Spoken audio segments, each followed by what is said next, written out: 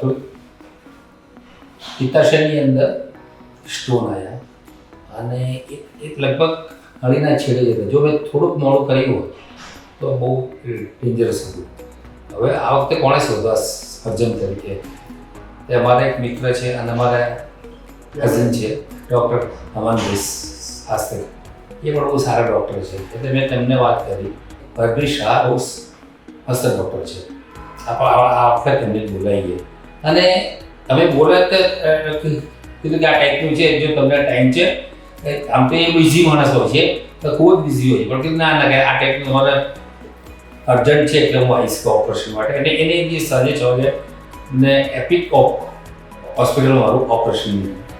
અને સાહેબને પહેલી વાર જ ત્યાં તો મળ્યો, પણ એટલો સ્માઇલિંગ ફેસ એમનો, એટલો મળતાવો ફેસ.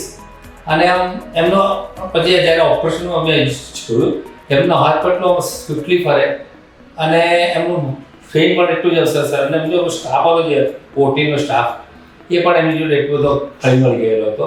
અને બધે એમને એટલી સરસ કોઓપરેશન આપે અને બધા વડે વાતો કરે. અને એ ઉપરાંત જે એમનું કામ હતું એ તો કામ તો કરતા હતા જ, એવું નહીં કે ખાલી વાતો બને એમાં હતા. મારું ઓપરેશન ક્યાંય થઈ ગયું, લગભગ 3 કલાક ઓપરેશન ચાલ્યું. એ મારે ખ્યાલ કે 3 કલાક ઓપરેશન થયું. પછી હારા ત્યારે મને ખ્યાલ પડ્યો 3 કલાક ઓપરેશન.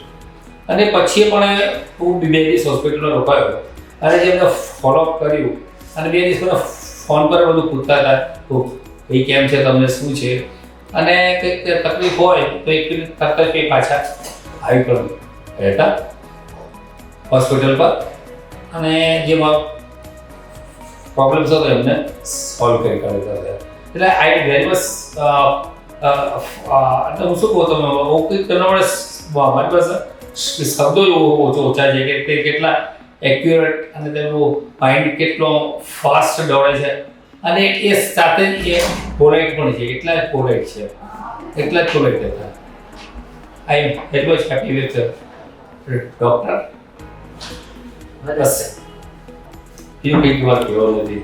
આટલું જ આ શબ્દો જ મારા માટે હજી પણ કંઈક જાણે ખૂટે જેટલું લાગે છે.